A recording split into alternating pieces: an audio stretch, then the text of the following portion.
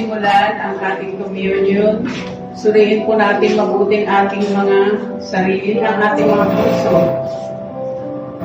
Upang sa ganun, maging karapat-dapat tayong tumanggap sa dugo at laman ng ating Panginoong Yesus. Yan, nagsabi po sa Korinto 11:23, sapagkat tinanggap ko sa Panginoon ang ibinibigay ko naman sa inyo.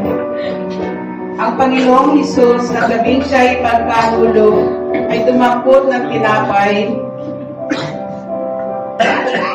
at siya'y nagpasalamat at kanyang pinagpira-piraso at sinabi, ito'y aking katawan na pinagpira-piraso dahil sa inyo.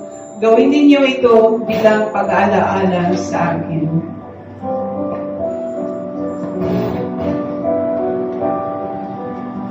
Tulad din ng parehong paraan, pagkatapos ng hapunan at makapagpasalamat,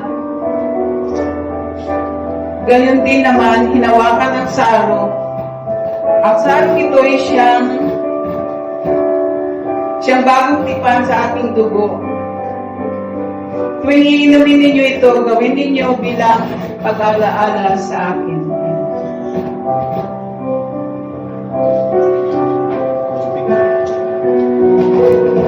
Panginoon, maraming salamat po sa iyong dugo at laman na siyang naglilinis sa aming mga kasalanan.